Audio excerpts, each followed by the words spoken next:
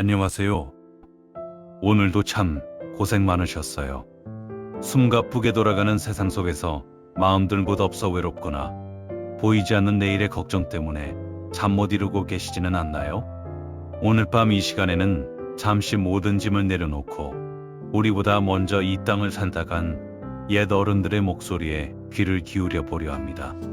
그분들이 남긴 발자취는 단순히 박제된 역사가 아닙니다. 수백 년의 시간을 건너 오늘을 사는 우리에게 전하는 가장 따뜻하고 단단한 위로의 말들이죠. 때로는 엄격한 스승처럼, 때로는 인자한 할머니처럼 그분들은 우리에게 말씀하십니다. 조금 늦어도 괜찮다. 비바람이 불어도 뿌리 깊은 나무는 결국 꽃을 피운단다 라고 말이죠. 자식을 향한 한석봉 어머니의 그 지극한 사랑부터 평범한 백성들의 일상을 보듬었던 김홍도의 시선까지, 오늘 우리가 만날 이야기들은 당신의 지친 영혼을 위로해줄 밤의 안식처가 될 것입니다. 자, 이제 방 안에 불을 낮추고 가장 편안한 자세로 누워보세요. 옛 어른들이 들려주는 다정한 무난 인사가 여러분의 머리맡을 따뜻하게 감싸 안을 것입니다. 당신은 존재만으로도 충분히 귀하고 아름다운 사람입니다. 이제 그 따뜻한 위로의 품 안에서 편안히 눈을 감으세요. 눈을 감고 이제 잠에 들 시간입니다.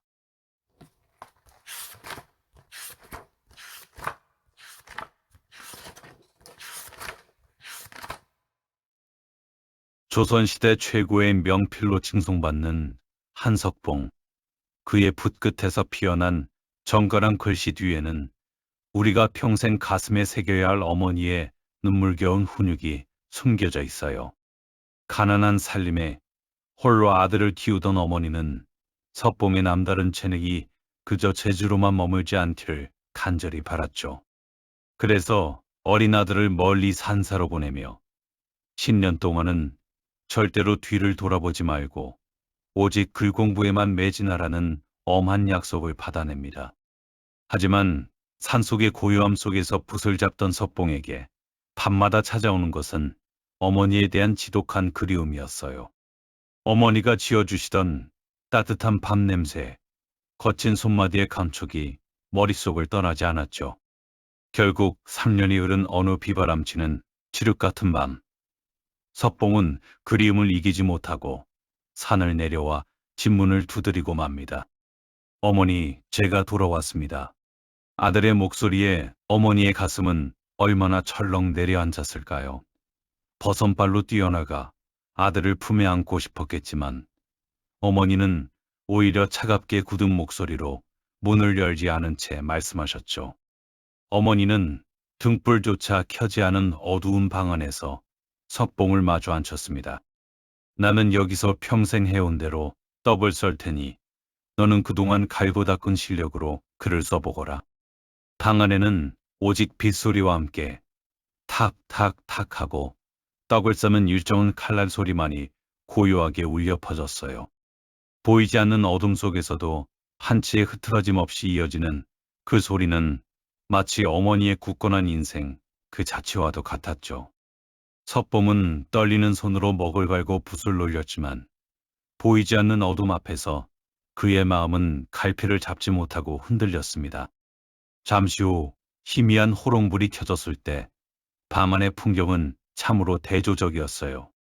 석봉이 쓴 글씨는 줄이 맞지 않고 글자의 크기도 제각각인 채 흉하게 뒤엉켜 있었지만 어머니가 썬 떡은 어둠 속에서도 마치 자를 뗀 듯 똑같은 두께로 정갈하게 놓여 있었답니다. 어머니는 실망한 기색을 감추며 나지막이 말씀하셨죠. 내가 남의 눈에 띄는 곳에서만 잘하려 했다면 그것은 진정한 실력이 아니란다. 보이지 않는 곳에서도 스스로를 다스리는 정성이 있어야 비로소 마음을 움직이는 글을 쓸 수 있는 법이지. 그날 밤 석봉은 어머니의 반듯한 떡 앞에서 자신의 부끄러운 마음을 마주하며 뜨거운 눈물을 흘렸어요. 그는 다시 보찜을 싸서 산으로 돌아갔고 이후 붓이 몽당 연필처럼 달아 없어질 때까지 연습에 연습을 거듭했답니다. 우리 어른들의 삶도 이와 다르지 않죠. 남들이 알아주지 않는 어둠 속에 있는 것 같아도 오늘 내가 묵묵히 써내려가는 정성이 결국 나를 증명하는 빛이 될 거예요. 오늘 밤 당신의 고단했던 하루도 어머니의 반듯한 떡처럼 아름다운 과정이었음을 잊지 마세요.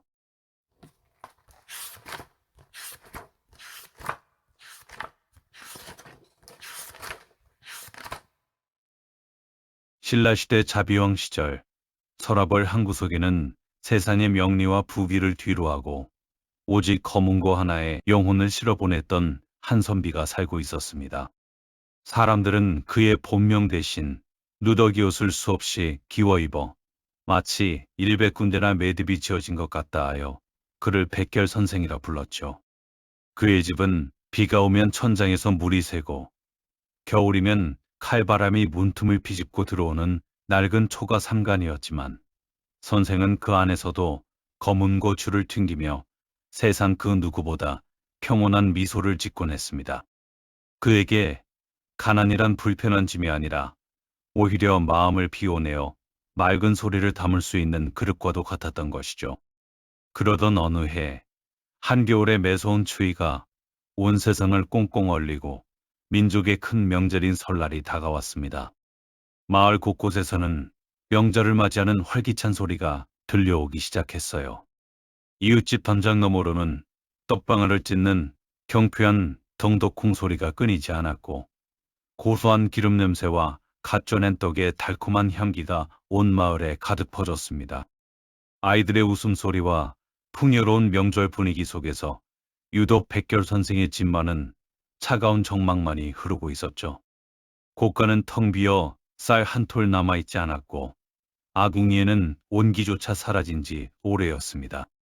남편의 고결한 뜻을 평생 받들어 온 아내였지만 유독 그의 설날만큼은 서러운 마음을 감출 길 없었습니다. 이웃집의 흥겨운 떡방아 소리가 마치 가슴을 후벼 파는 것처럼 느껴졌던 것이죠. 결국 아내는 남편의 옷소매를 잡고 참았던 눈물을 터뜨리며 말했습니다. 여보, 다른 이들은 풍성한 떡을 만들어 명절을 축복하는데 우리는 어찌하여 입에 풀칠할 곡식조차 없어 이토록 적막한 명절을 보내야 한단 말입니까? 아내의 메마른 손등이로 떨어지는 뜨거운 눈물을 본 백결 선생의 가슴도 깊이 요동쳤습니다. 선생은 잠시 침묵하더니 벽에 걸린 낡은 검은 고를 내려 무릎 위에 조심스레 올렸습니다. 그리고는 아내의 젖은 손을 잡으며 아주 나지막하고 다정한 목소리로 속삭였죠. 여보, 삶의 진정한 맛이 어찌 입으로 먹는 떡에만 있겠소? 내 당신의 시린 마음을 달래줄 세상에서 가장 귀한 떡을 대접하리다. 선생의 손가락이 검은 고줄 위를 유려하게 스치자 신비로운 일이 벌어지기 시작했습니다. 명주실로 꼬아 만든 검은 고줄에서 정말로 떡방아를 찢는 듯한 덩덕쿵 소리가 울려 퍼지기 시작한 것이죠. 그 소리는 실제보다 더 생생했고 그 음률에는 선생의 깊은 사랑과 위로가 담겨 있었습니다. 검은 고가 만들어내는 흥겨운 가락에 아내의 눈물은 어느새 잦아들었고 슬픔으로 가득했던 방 안은 세상 그 어디에서도 들어보지 못한 천상의 선율로 가득 찼습니다. 비록 뱃속을 채울 물리적인 떡은 없었지만 부부의 영혼은 그 어떤 산의 진미보다 풍요로운 만족감으로 채워졌습니다. 이 기적 같은 연주 소리는 담장을 넘어 마을 사람들의 귀에까지 닿았고 훗날 사람들은 이를 대악이라 부르며 마음의 빈터를 채우는 가장 위대한 음악으로 기억하게 되었습니다.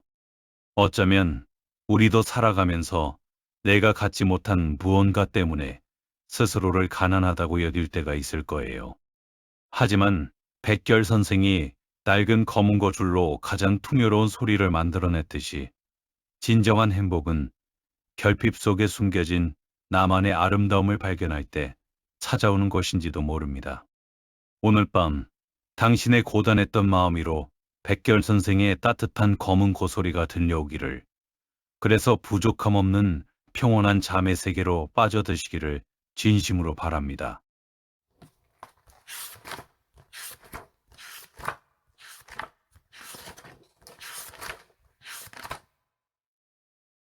조선시대 척박한 땅 제주도에는 신분의 한계와 편견을 깨고 자신의 모든 것을 내던져 수만 명의 생명을 구한 여인, 의녀 김만덕이 있었습니다.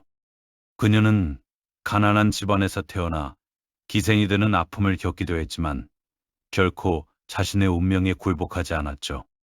타고난 장사 수완과 정직함을 바탕으로 제주도 최고의 거상이 된 만덕은 단순히 돈을 모으는 것에 그치지 않고 그 돈이 가장 가치 있게 쓸 것을 평생 고민하며 살았습니다.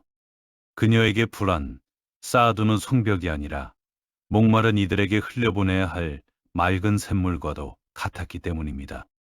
그러던 정조 19년, 평화롭던 제주도에 전례 없는 대흉년이 찾아왔습니다. 수개월 동안 비 한 방울 내리지 않는 가뭄이 이어지더니 뒤이어 불어닥친 태풍은 남은 곡식마저 모두 앗아가 버렸죠. 제주 들판에는 곡식 대신 굶주린 백성들의 통곡 소리만이 가득했습니다. 조정에서 보낸 구휼미조차 바다 위에서 풍랑을 만나 침몰했다는 절망적인 소식이 전해지자 제주는 그야말로 생지옥으로 변해버렸습니다.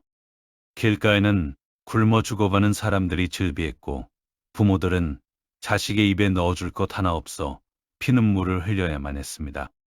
이 비극적인 광경을 지켜보던 김만덕은 결단을 내렸습니다. 그녀는 평생 피땀 흘려 모은 자신의 전 재산을 털어 육지에서 곡식을 사들였습니다. 주변에서는 장사꾼이 이 아까운 재산을 다 내놓으면 어떡하느냐며 만류했지만 만덕은 흔들리지 않았습니다. 사람이 죽어나가는데 돈이 다 무슨 소용이겠느냐며 수천 석의 쌀을 가득 실은 배들이 제주항에 도착하기만을 간절히 기다렸죠. 마침내 쌀배가 도착하던 날 만덕은 직접 쌀자루를 풀고 커다란 솥을 걸어 죽을 쑤기 시작했습니다. 그녀의 곡간문이 열리자 죽음의 문턱에 서 있던 제주 백성들은 비로소 생명의 온기를 느낄 수 있었습니다. 만덕이 베푼 따뜻한 밥 한 그릇은 단순한 음식이 아니라 절망에 빠진 이들에게 건네는 살아내라는 응원이자 위로였습니다. 덕분에 제주 인구의 10분의 1에 달하는 수많은 목숨이 목숨을 건질 수 있었죠. 이 소식은 곧 한양의 정조 임금에게까지 전해졌고 감동한 왕은 그녀의 소원을 들어주겠다 했습니다. 하지만 그녀의 대답은 소박했습니다. 금강산을 구경하는 것과 임금님이 계신 곳을 한번 보는 것이 소원입니다. 우리는 살아가면서 나 하나 챙기기도 벅차다는 생각에 주변을 돌아보지 못할 때가 참 많습니다. 하지만 김만덕은 진정한 부자가 되는 법은 움켜쥐는 손이 아니라 기꺼이 펴는 손에 있다는 것을 온몸으로 증명해 보였습니다. 오늘 밤 여러분의 마음속에도 나만을 위한 걱정보다는 타인을 향한 따뜻한 시선이 머물기를 바랍니다. 누군가에게 건넨 작은 배려가 결국 나 자신에게 가장 큰 보은으로 돌아온다는 사실을 떠올리며 부디 김만덕의 너름품 같은 평온한 밤 보내시길 바랍니다.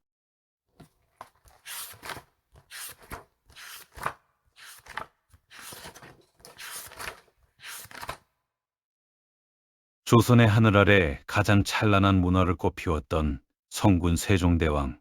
우리는 흔히 그를 위대한 발명가이자 학자로 기억하지만 그의 진정한 위대함은 가장 낮은 곳에 있는 사람들의 눈물을 닦아주었던 뜨거운 심장에 있었습니다. 당시 조선의 신분제 사회에서 노비는 사람이라기보다 주인의 재산에 가까운 취급을 받던 시대였죠. 하지만 세종은 노비 또한 하늘이 낸 백성이라 말하며 그들의 고단한 삶을 누구보다 깊이 근심했습니다. 왕의 시선은 화려한 궁궐의 기와지붕을 넘어 곁도 잘 들지 않는 노비들의 초라한 방황까지 가닿아 있었습니다. 어느 날 세종은 만삭의 몸으로 고된 노동을 견디다 길가에서 아이를 낳거나 산후조리조차 하지 못한 채 일터로 끌려나가는 관가노비들의 비참한 실상을 전해 듣게 됩니다. 왕은 깊은 탄식을 내뱉으며 곁에 있던 신하들에게 명했습니다. 아이를 낳는 일은 천하의 큰일인데 어찌 산모가 몸을 추스릴 시간조차 주지 않는단 말이냐. 당시 관례로는 고작 7일뿐이었던 출산 휴가를 보며 세종은 가슴 아파했습니다. 그는 즉시 법을 고쳐 산모에게 100일이라는 파격적인 휴가를 주도록 명했죠. 100일은 아이가 세상에 적응하고 산모의 뼈마디가 겨우 자리를 잡는 최소한의 시간이라 판단한 것입니다. 하지만 세종의 배려는 여기서 멈추지 않았습니다. 법이 시행된 후에도 그는 다시 신하들을 불러 모았습니다. 산모에게 100일의 휴가를 주었으나 정작 그 곁에서 산모를 돌봐줄 남편이 일을 나간다면 산모와 아이가 어찌 무사하겠느냐. 세종은 남편이 곁에 없으면 산모의 마음이 불안해지고 몸조리도 제대로 할 수 없다는 점을 간파했습니다. 그리하여 조선 역사상 유례없는 남편 노비에게 주는 30일의 출산 휴가를 전격적으로 시행하게 됩니다. 이는 현대 사회에서도 구현하기 힘든 시대를 수백 년 앞서간 진정한 복지이자 사람을 향한 무한한 애정이었습니다. 신하들은 신분이 낮은 이들에게 너무 과한 은혜를 베푸는 것 아니냐며 우려 섞인 상소를 올리기도 했습니다. 하지만 세종은 흔들리지 않았습니다.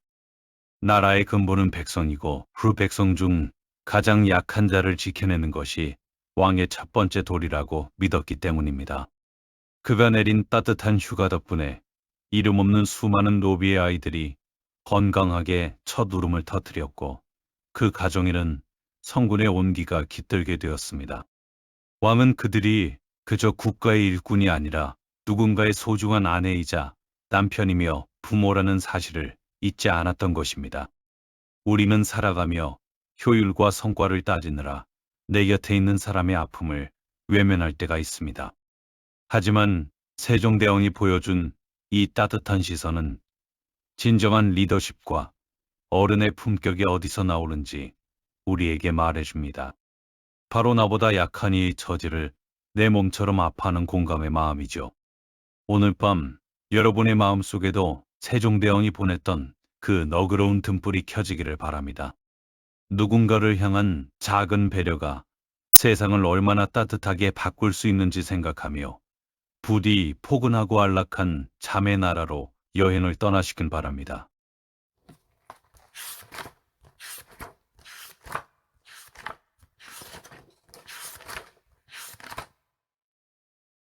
조선 인조시대, 나라의 운명이 풍전등화와 같던 시절에 백성들에게는 든든한 버팀목이 되었고 적들에게는 두려움의 대상이었던 임경업 장군이 있었습니다. 그는 무예뿐만 아니라 사람의 마음을 읽는 지혜와 기백이 남달랐던 장수로 유명했죠. 장군이 평안도 의주의 백마산성을 지키고 있을 때의 일입니다. 당시 명나라와 청나라 사이에 긴박한 정세 속에서 적들은 조선의 관문인 백마산성을 함락시키기 위해 호심탐탐 기회를 엿보고 있었습니다.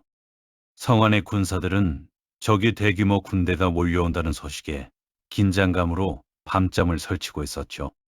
하지만 성을 지키는 장군의 태도는 의외로 담담했습니다.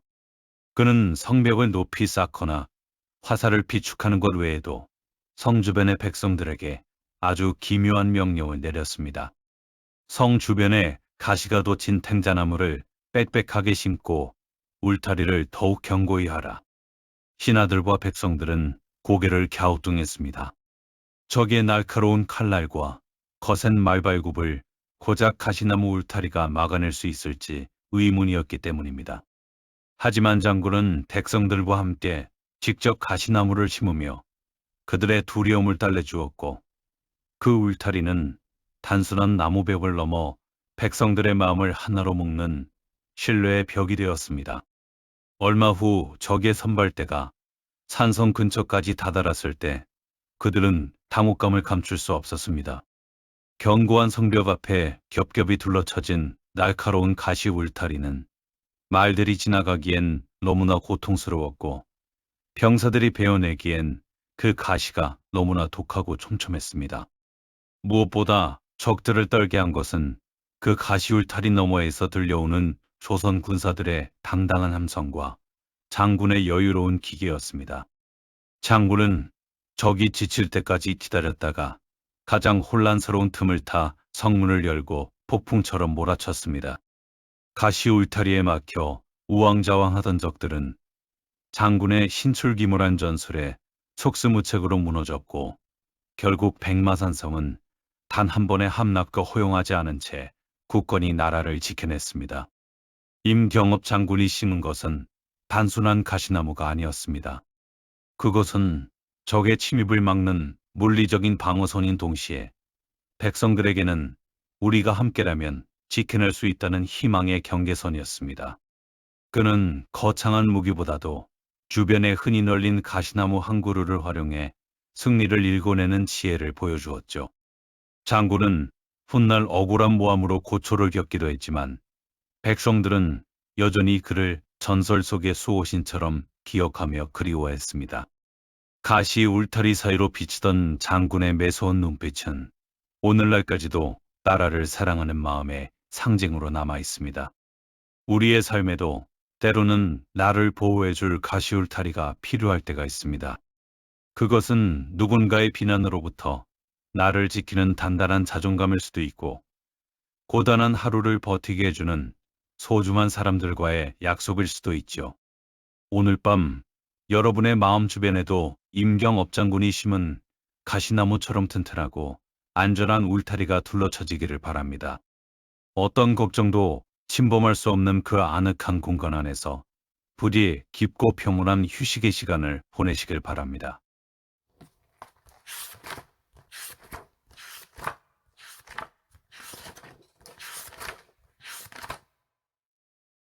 조선 초 혜성처럼 나타나 온 나라를 뒤흔들었던 청년 장수 남이. 그는 불과 20살의 어린 나이에 묵과의 장원 급제하며 세상에 이름을 알렸습니다. 단순히 무예만 뛰어난 것이 아니라 병법을 꿰뚫어 보는 해안과 대륙을 호령하려는 거대한 기상을 한 몸에 지닌 그야말로 용의의 기상을 타고난 인물이었죠. 세조의 총애를 받으며 북방의 여진족을 소탕하고 현방을 안정시킬 때 그는 백두산 꼭대기에 올라 차가운 칼날을 갈며 잠엄한 시의 한수를 읊었습니다. 백두산의 돌은 칼을 갈아 다 쓰고 압록강의 물은 말에게 먹이 없애리라. 남아 20에 나라를 평정하지 못하면 후세에 누가 나를 대장부라 부르겠는가. 이 서슬 퍼런시구에는 나라를 지키고 세상을 바로잡겠다는 청년 영웅의 순수한 열망과 자신감이 가득 차 있었습니다. 그의 발걸음이 닿는 곳마다 승전보가 울려 퍼졌고 백성들은 그를 보며 조선의 밝은 미래를 꿈꿨습니다. 하지만 영웅의 빛이 너무나도 눈부셨던 탓일까요? 그 빛이 강해질수록 권력의 어두운 구석에서는 시기라는 이름의 독버섯이 자라나고 있었습니다. 세조가 세상을 떠나고 어린 예종이 즉위하자 남이 장군의 파격적인 승진과 당당한 기계는 낡은 권력을 지키려는 훈구 공신들에게는 커다란 위협이자 제거해야 할 가시가 되었습니다. 질투의 눈이 먼 간신 유자광은 장군의 시구 중 나라를 평정하지 못하면이라는 글자를 나라를 얻지 못하면으로 교묘하게 고쳐 영모의 굴레를 씌웠습니다. 하루아침에 나라를 지키던 영우에서 국가를 뒤엎으려 한 대역죄인이 된 남이 장군. 국문장에 끌려가 모진 고문을 당하면서도 그는 당당했습니다. 내 어찌 나라를 배반하겠는가. 나는 오직 북방의 적을 물리치고 백성을 편안케 하려 했을 뿐이다. 그의 외침은 차가운 흉전이 울려 퍼졌지만 이미 짜맞추어진 권력의 시나리오 앞에서는 무기력할 뿐이었죠. 30도 채 되지 않은 꽃다운 나이, 조선이 낳은 최고의 천재 장수는 비좁은 형장의 이슬로 사라졌습니다. 그가 죽던 날 하늘도 슬퍼하여 비를 내렸고 백성들은 목을 놓아 울었다고 전해집니다. 찬란한 재능이 시대의 졸렬함과 질투에 꺾여버린 이 비극적인 사건은 우리에게 삶이 덧없음과 권력의 허무함을 동시에 가르쳐줍니다. 장군은 사라졌지만 그가 백두산 기슭에서 읊었던 기계 높은 시는 수백 년이 흐른 지금까지도 사라지지 않고 우리 가슴 속에 살아 숨쉬고 있습니다. 우리는 남이 장군의 삶을 통해 때로는 나의 진심이 세상에 오해받고 시샘에 상처받는 순간이 있음을 배웁니다. 하지만 장군의 시가 역사가 되었듯 여러분이 오늘 하루 묵묵히 지켜온 진심과 정성 또한 사라지지 않고 당신의 삶을 지탱하는 단단한 뿌리가 될 것입니다. 오늘 밤 남이 장군의 그 뜨거웠던 기계를 이불 삼아 덮으시고 당신을 괴롭혔던 주변의 시샘이나 억울한 마음들은 이 밤의 고요함 속에 모두 녹여보내시길 바랍니다. 영웅의 거친 산도 결국은 깊은 잠과 같은 역사의 뒤안길로 평온하게 잦아들었음을 기억하며 부디 안락하고 깊은 휴식에 드시길 바랍니다.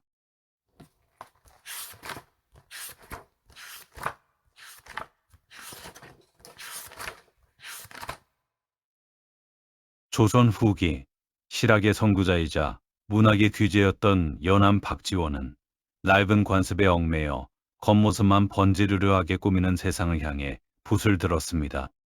그의 대표적인 작품인 호질은 굶주린 호랑이가 세상에서 가장 맛있는 먹잇감을 찾다가 겉으로는 고결한 선비인 척하지만 속으로는 온갖 추잡한 욕망을 품고 있는 북곽 선생을 마주하며 벌어지는 기이한 이야기를 담고 있습니다. 연암은 이 우화적인 이야기를 통해 어른들이 만들어 놓은 위선과 허례허식이라는 껍데기를 아주 통쾌하고도 장황하게 벗겨냅니다. 이야기 속 북곽 선생은 수천 권의 책을 읽고 도덕을 논하며 마을 사람들의 존경을 한몸에 받는 인물이었습니다. 하지만 달빛조차 부끄러워 숨어버린 깊은 밤, 그는 과부인 독리자 여인의 방에 몰래 숨어드는 이중적인 모습을 보이죠.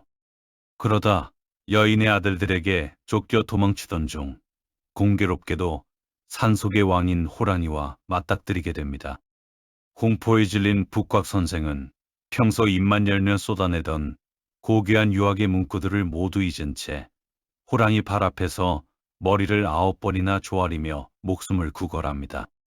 사내 임금님, 부디 이 미천한 목숨을 살려주십시오. 라며 납작 엎드린 그의 모습은 평소의 당당함과는 거리가 멀었습니다. 하지만 호랑이는 그런 그를 향해 오히려 코를 막으며 호통을 칩니다. 비켜라. 선비란 놈의 몸에서는 구역질 나는 위선의 냄새가 진동하는구나.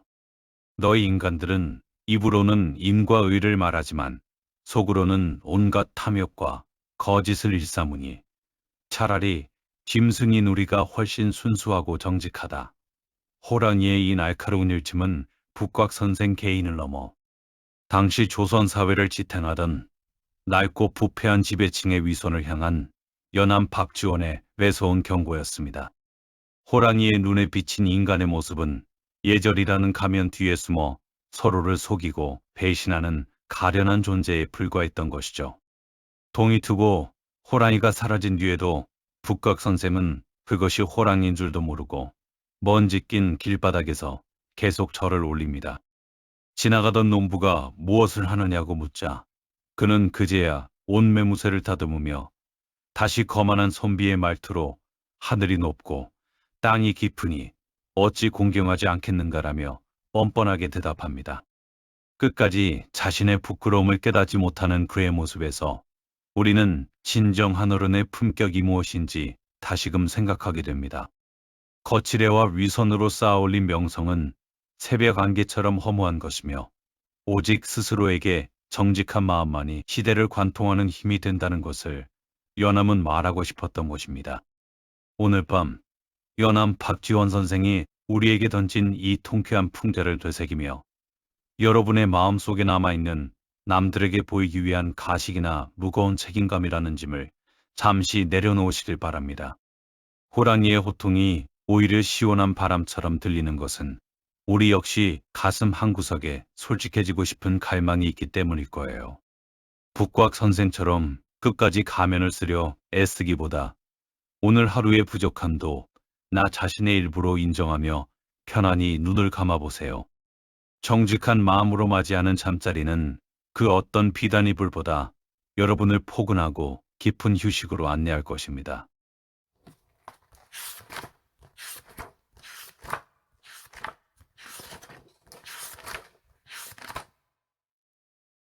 조선 중기 강릉의 맑은 기운을 타고난 천재 여류 시인 헌안설원이 있었습니다.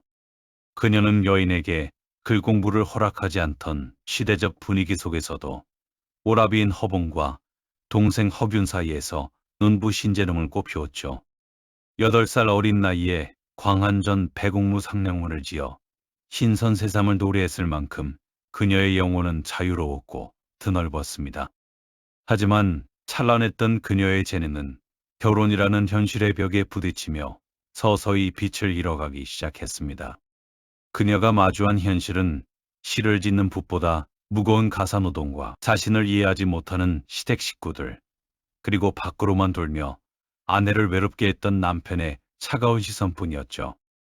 헌안서른은 깊은 밤 홀로 촛불을 밝히고 앉아 자신의 기구한 운명을 종이 위에 써내려가기 시작했습니다. 그것이 바로 조선 여인의 한과 슬픔을 가장 아름다운 운율로 담아낸 규원가입니다. 어제는 젊었더니 오늘 어찌 이다지도 늙었는가로 시작되는 그녀의 노래에는 속절없이 흘러가는 세월에 대한 원망과 거울 속에 낯선 자신을 바라보는 애달픈 심정이 고스란히 담겨 있습니다. 그녀는 화려하게 피었다가 떨어지는 꽃잎을 보며 자신의 신세를 한탄했고 창가에 스치는 바람 소리에도 가슴을 저미며 밤을 지새웠습니다. 더욱이 그녀를 가장 아프게 했던 것은 금쪽 같은 두 아이를 연달아 가슴에 묻어야 했던 어미로서의 고통이었습니다. 지난해 사랑하는 딸을 잃고 올해는 귀한 아들을 잃었네. 슬프고 슬프다 광는 땅에 두 무덤이 마주보고 있구나. 그녀의 시구는 피눈물로 써내려간 절규와도 같았습니다. 자신의 몸보다 소중했던 아이들을 떠나보내고 그녀가 기댈 곳은 오직 붓과 종이뿐이었습니다. 그녀는 현실의 고통이 깊어질수록 더욱 깊은 시의 세계로 파고들었고 고달픈 여인의 삶을 예술이라는 숭고한 보석으로 깎아냈습니다. 결국 헌안설원은 푸른 바닷물이 구슬바다에 스며들고 파란 봉황이 오색 구름 위에 앉았구나라는 신비로운 시구와 함께 27이라는 꽃다운 나이에 생을 마감했습니다. 비록 그녀의 육신은 조선의 좁은 방 안에서 고독하게 쓰러져 갔지만 그녀가 남긴 시들은 바다를 건너 명나라와 일본에까지 전해져 동양 최고의 여류 시인이라는 찬사를 받게 되었습니다. 시대는 그녀를 가두려 했으나 그녀의 문장은 그 벽을 넘어 영원한 자유를 얻은 것이죠. 오늘 밤 헌안설원이 겪어야 했던 그 시린 외로움과 눈물겨운 삶을 떠올리며 여러분의 가슴 속에 맺힌 응어리가 있다면 시 한 구절에 실어 보내시길 바랍니다. 그녀가 시를 통해 자신의 상처를 치유했듯 여러분의 고단한 마음도 이 밤의 정막 속에서 따뜻하게 위로받기를 바랍니다. 현실의 벽이 아무리 높을지라도 당신의 내면에는 여전히 반짝이는 나만의 보석이 있음을 기억하며 부디 헌안설원의 시구처럼 맑고 고요한 꿈의 세계로 빠져드시길 진심으로 바랍니다.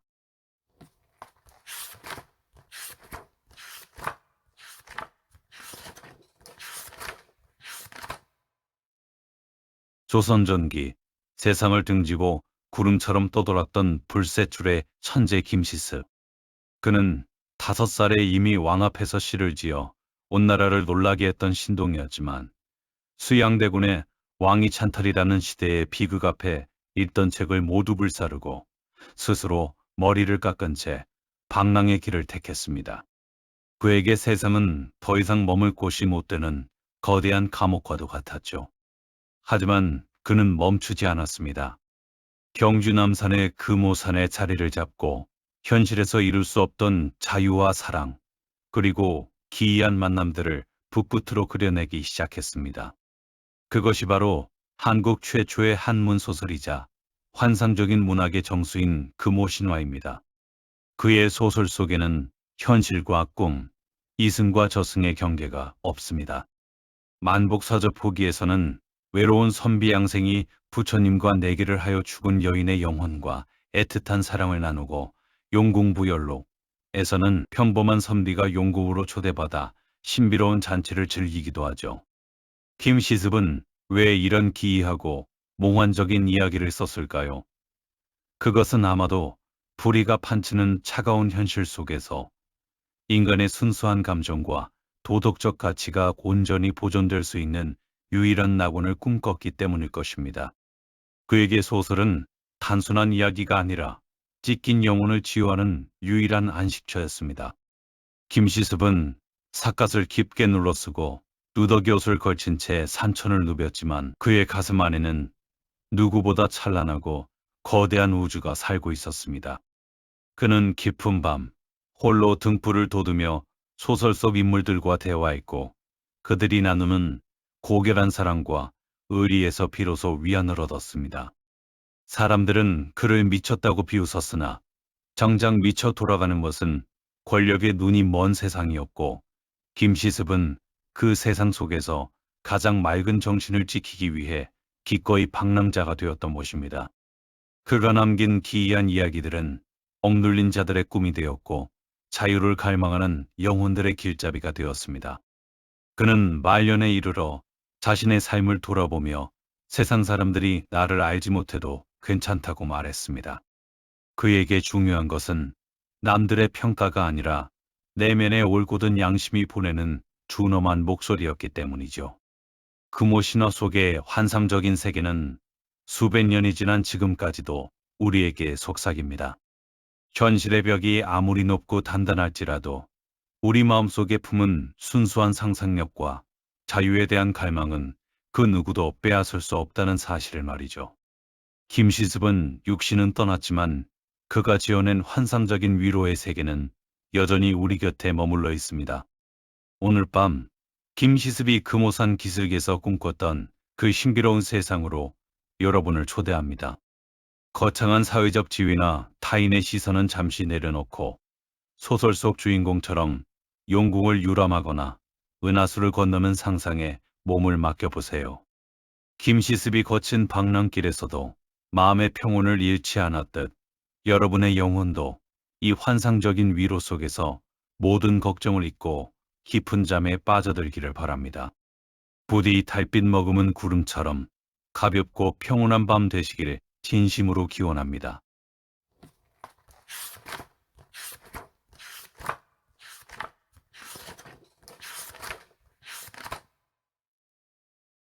조선 역사상 가장 참혹했던 7년간의 전쟁, 임진왜란.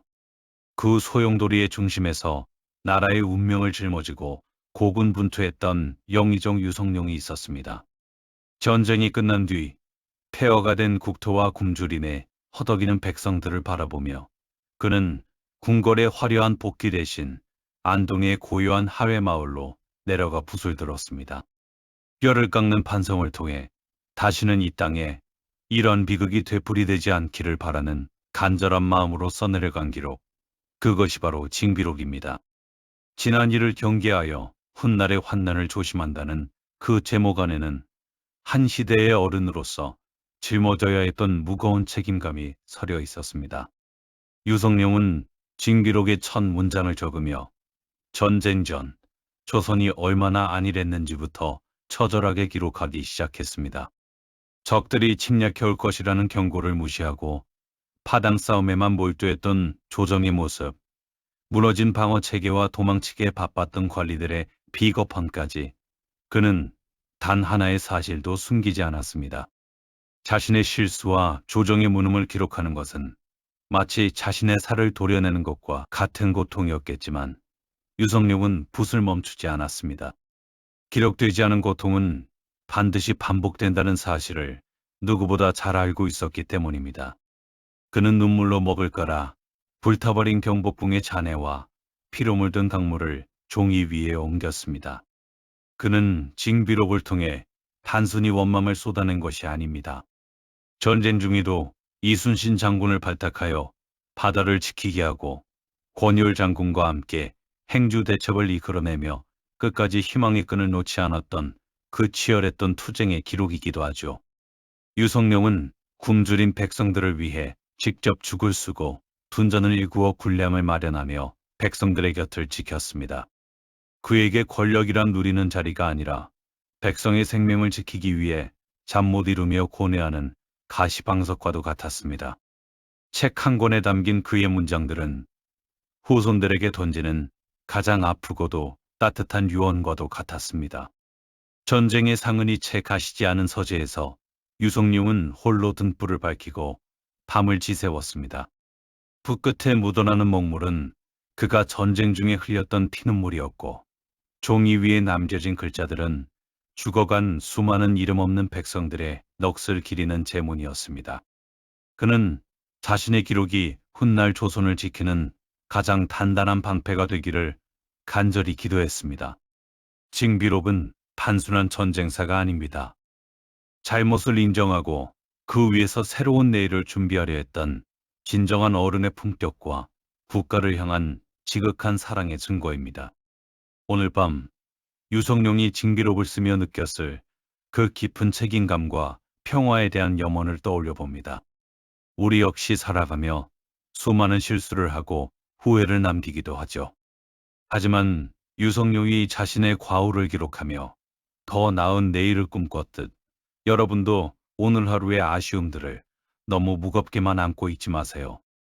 그 아쉬움들이 모여 내일의 여러분을 더 단단하게 지탱해주는 지혜가 될 것입니다. 유성룡의 서재를 감싸던 고요한 밤의 기운처럼 여러분의 마음도 모든 무거운 짐을 내려놓고 가장 깊고 안온한 휴식 속에 머물기를 진심으로 바랍니다.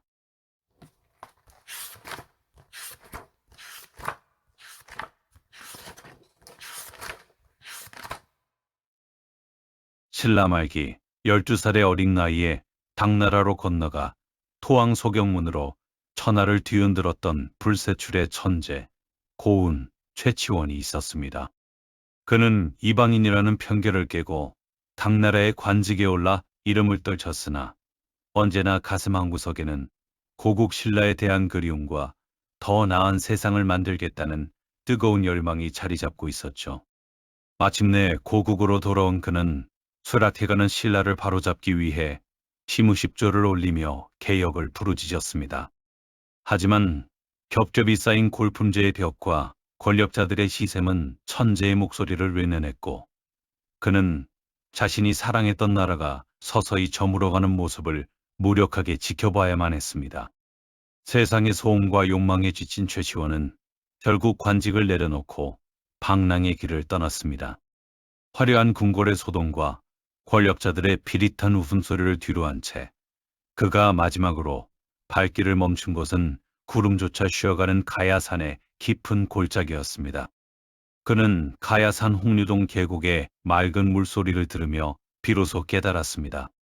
세상의 시비와 다툼은 저 흐르는 물길에 씻겨보낼 수 있는 덧없는 것임을 말이죠.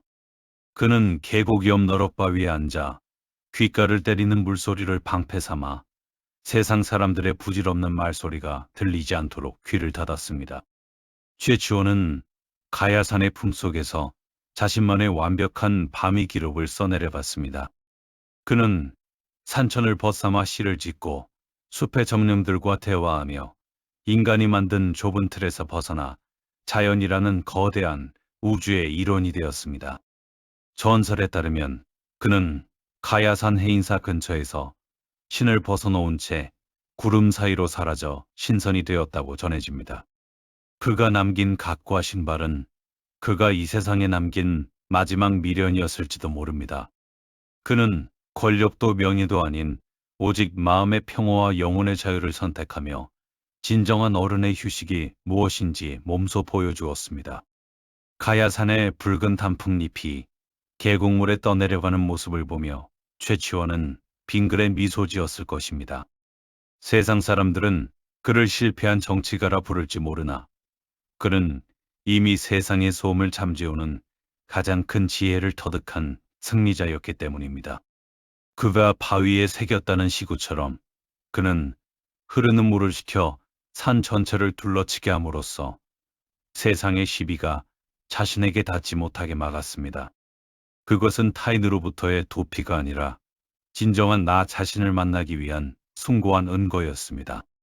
오늘 밤 최치원이 가야산 계곡물 소리에 세상 근심을 씻어냈듯 여러분의 마음을 어지럽히는 온갖 소음들을 잠시 잊어보시길 바랍니다.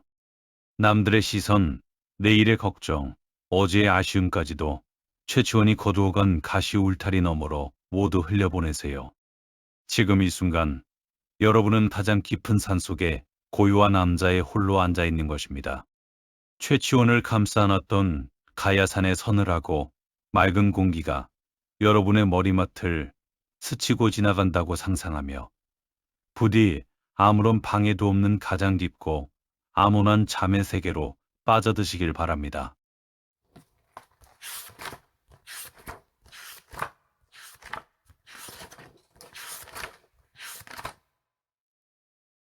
조선 초 모두가 땅 위의 권력과 신분에 얽매여 있을 때 홀로 밤하늘을 우러르며 우주의 비밀을 풀고자 했던 남자가 있었습니다. 바로 동네 현의 이름 없는 관으로 태어나 점일품의 벼슬까지 올랐던 전무후무한 천재 과학자 장영실입니다. 당시의 법도에 따르면 그는 평생 남의 뒤치다거리나 하며 이름 없이 사라져야 할 운명이었죠. 하지만 장영실의 마음속에는 땅의 굴레를 넘어서는 거대한 갈망이 있었습니다. 그는 손때 묻은 연장 하나로 낡은 기구를 고치고 물의 흐름과 별의 움직임을 관찰하며 보이지 않는 우주의 질서를 하나하나 파헤쳐 나갔습니다. 이런 그의 천재성을 알아본 것은 바로 성군 세종이었습니다. 왕은 신분의 높낮이를 떠나 장영실의 재능을 깊이 아꼈고 그에게 조선의 독자적인 시간을 측정할 수 있는 기구를 만들라는 명을 내렸습니다. 장영실은 그때부터 잠을 잊은 채 연구에 몰입했습니다. 그는 해의 그림자로 시간을 재는 앙부이구부터 스스로 소리를 내어 시간을 알려주는 물식의 작용루에 이르기까지 자연의 섭리를 인간의 지혜로 옮겨담는 위대한 작업을 이어갔습니다. 그에게 쏟아지는 수많은 시기와 견제 속에서도 장영실이 버틸 수 있었던 유일한 힘은 오직 진리를 향한 순수한 열정이었습니다. 그가 만든 간이대에 올라 밤하늘을 관찰하던 그 수많은 밤을 상상해 보십시오. 장영실에게 밤하늘은 단순히 어둠이 아니라 무수히 많은 별들이 저마다의 길을 따라 흐르는 거대한 교향곡이었습니다. 그는 별의 움직임을 기록하며 자신이 비록 땅 위에서는 낮은 신분의 노비일지라도 저 광활한 우주 앞에서는 누구나 평등한 존재임을 깨달았을 것입니다. 장영실이 발명한 기구들은 단순한 기계가 아니라 백성들에게 정확한 시간을 알려주어 삶의 질을 높이고자 했던 성군과 천재 과학자의 따뜻한 진심이 담긴 결정체였습니다. 하지만 역사는 그에 대해 끝까지 평탄한 길을 허락하지 않았습니다. 세종이 탈 가마가 부서지는 사건으로 인해 그는 돌연 역사의 뒤안길로 사라지게 됩니다. 그 찬란했던 재능이 어디로 흘러갔는지 그의 마지막이 어떠했는지는 기록조차 명확하지 않습니다. 하지만 장영실이 남긴 하늘과 땅의 기록은 사라지지 않았습니다. 그는 조선의 하늘을 열었고 백성들에게 시간을 선물했으며 무엇보다 인간은 신분이 아니라 그가 품은 꿈의 크기에 달려있음을 몸소 증명해 보였습니다. 오늘 밤 장영실이 그토록 사랑했던 밤하늘의 별빛을 여러분의 머리맡에 놓아드립니다. 땅 위에서 겪었던 오늘의 고단함과 나를 옥죄던 수많은 한계들을 장영실의 기구 위에 모두 올려두어 보세요. 장영실이 정교한 톱니바퀴로 우주의 질서를 맞추었듯 여러분의 흐트러진 마음도 이 밤의 고요함 속에서 제자리를 찾아갈 것입니다. 장영실이 밤하늘에서 발견했던 그 장엄한 평온함이 여러분의 꿈속에도 가득하기를 바라며 부디 무한한 우주의 품 안에서 가장 깊고 달콤한 잠에 드시길 바랍니다.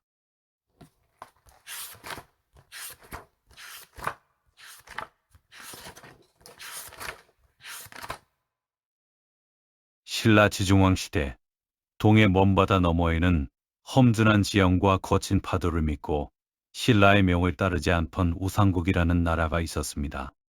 우상국의 사람들은 태어날 때부터 바다와 싸우며 자라 기계가 남달랐고 그들이 지키는 섬은 사면이 깎아지른 절벽이라 군대를 이끌고 침략하기가 여간 까다로운 게 아니었죠. 신라의 장군 이사부는 이 고집센 섬나라를 단순히 무력으로 정복하려 한다면 수많은 병사의 목숨을 잃게 될 것임을 누구보다 잘 알고 있었습니다. 그는 칼날의 서늘함보다 사람의 마음을 움직이는 지혜의 힘을 믿기로 했습니다. 이사부 장군은 군선마다 커다란 나무 상자들을 싣게 했습니다. 병사들은 의아해했죠. 장군님, 칼과 화살 대신 웬 나무 덩어리입니까? 하지만 상자 안에서 나온 것은 병사들의 눈을 의심케 할 만큼 정교하고 무시무시하게 깎인 나무 사자들이었습니다. 장군은 조각사들을 시켜 사자의 갈기 하나하나 날카로운 이빨과 매서운 눈매를 살아있는 것처럼 깎아내게 했고 그 위에 붉고 검은 칠을 더해 금방이라도 포효하며 달려들 듯한 기괴한 형상을 만들어냈습니다. 이사부의 전략은 단순하지만 명확했습니다. 미지의 짐승에 대한 원초적인 공포를 이용하는 것이었죠. 마침내 신라의 함대가 우산국 앞바다를 가득 메웠습니다. 이사부는 배의 앞머리에 나무 사자들을 세우고 우산국 사람들을 향해 외쳤습니다. 너희들이 만약 항복하지 않는다면 이 신령스러운 짐승들을 풀어 너희를 낱낱이 짓밟게 하겠다. 한 번도 사자라는 짐승을 본 적 없던 우산국 사람들에게 배 위에서 불을 뿜는 듯한 눈을 부라리며 서 있는 나무 사자들은 세상 끝에서 온 괴물처럼 보였습니다. 거친 파도 소리에 섞여 들려오는 신라 군사들의 북소리는 마치 사자의 포효처럼 들렸고 결국 우산국의 왕은 그 압도적인 위용 앞에 무릎을 꿇고 말았습니다. 이 사부 장군이 거둔 승리는 피 한 방울 흘리지 않고 일궈낸 지혜의 승리였습니다. 그는 적을 파괴하는 것보다 굴복시키는 것이 상책이며 그 과정에서 가장 중요한 것은 상대를 꿰뚫어보는 통찰력임을 증명했습니다. 나무 사자라는 기발한 상상력은 거친 바다를 잠재웠고 우산국을 신라의 품으로 가져왔습니다. 장군이 동해바다를 바라보며 느꼈을 그 당당한 성취감은 오늘날 우리가 우리 땅 독도와 울릉도를 생각할 때 느끼는 자부심의 뿌리가 되었습니다. 오늘 밤 이사부 장군의 나무 사자가 여러분의 머리맡을 지키는 든든한 수호신이 되어줄 것입니다. 살아가며 마주하는 수많은 난관들이 때로는 우산국의 거친 파도처럼 여러분을 위협할지도 모릅니다. 하지만 이사부가 나무 사자 하나로 불가능을 가능케 했듯 여러분 안에 잠재된 지혜와 용기 또한 그 어떤 어려움도 이겨낼 수 있는 열쇠가 될 것입니다.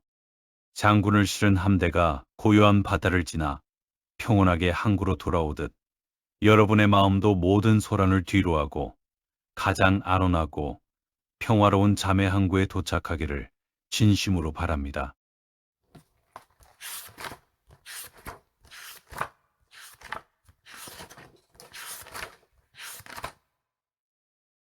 조선 후기 궁궐의 화려한 단청보다 길거리 백성들의 땀방울을 더 사랑했던 화가가 있었습니다.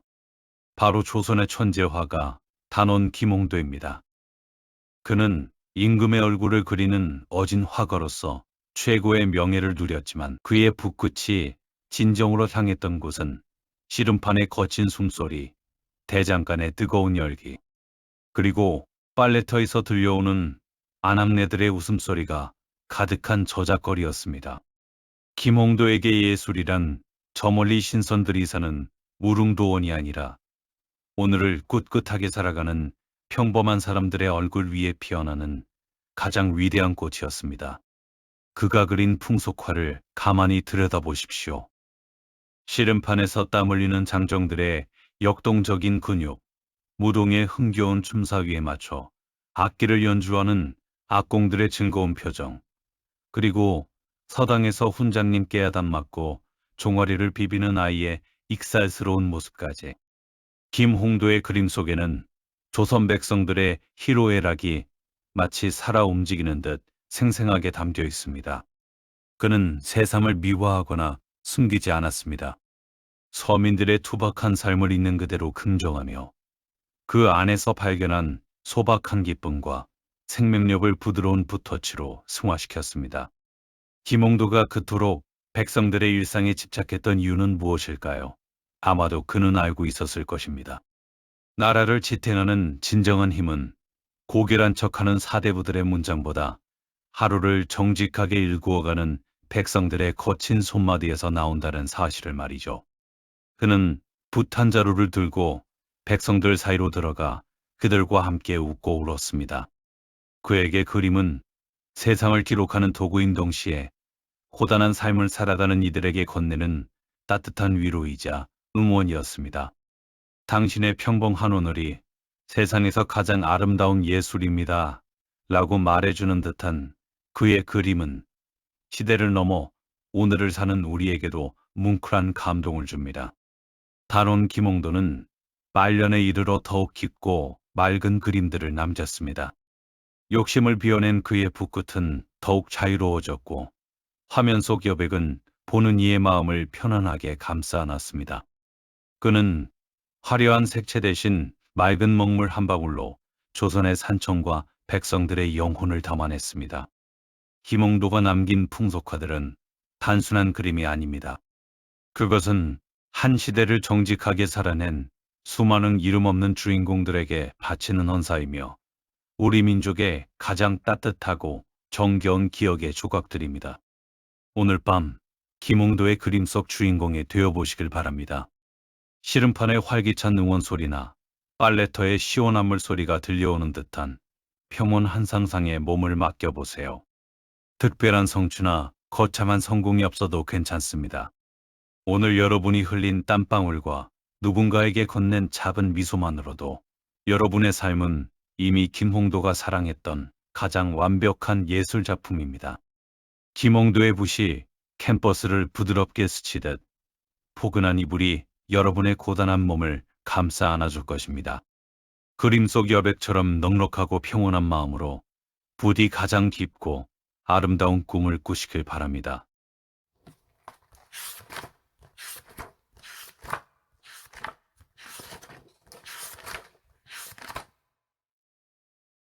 자식을 향한 한석봉 어머니의 숭고한 헌신부터 백성들의 고단한 일상을 예술로 보듬었던 김홍도의 시선까지 우리가 함께 거닐었던 이 시간들은 단순한 역사가 아니라 먼저 살다 간 옛 어른들이 오늘날의 우리에게 전하는 따뜻한 위로의 말이었습니다.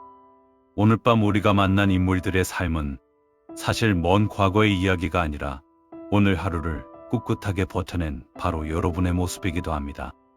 때로는 남이 장군처럼 이유 없는 시샘에 마음을 다치기도 하고 헌한 설원처럼 거대한 벽 앞에 홀로 눈물 짓는 밤도 있었을 것입니다. 하지만 최치원이 가야산의 물소리에 근심을 씻어냈듯 그리고 장영실이 광활한 밤하늘을 보며 땅 위의 한계를 잊었듯 여러분의 고단했던 하루도 이제 이 깊은 점막 속에서 깨끗하게 정화되기를 바랍니다. 담원 김홍도의 그림 속 넉넉한 여백처럼 이제 여러분의 마음속을 어지럽히던 복잡한 생각들을 하나둘 비워내 보세요. 옛 어른들은 말씀하십니다. 비워진 그 자리에는 내일을 살아갈 작은 지혜와 스스로를 온전히 사랑할 수 있는 단단한 마음이 채워질 것이라고 말이죠. 여러분은 오늘 하루도 충분히 애쓰셨고 그 누구보다 귀한 시간을 보내셨습니다. 이제 모든 짐을 내려놓고 옛 선조들이 지켜온 이 땅의 평화로운 기운을 이불 삼아 깊은 안식에 드세요. 어떤 걱정도 침범할 수 없는 가장 안온한 휴식이 여러분을 기다리고 있습니다. 밤바람이 창가를 부드럽게 스치고 달빛이 머리맡을 지켜주는 이 소중한 시간. 이제 무거운 눈꺼풀을 내리고 옛 어른들이 전하는 위로의 품 안에서 가장 평온한 꿈을 꾸시길 바랍니다. 부디 아무런 근심 없는 평온한 밤 되시길 바랍니다. 눈을 감고 이제 잠에 들 시간입니다.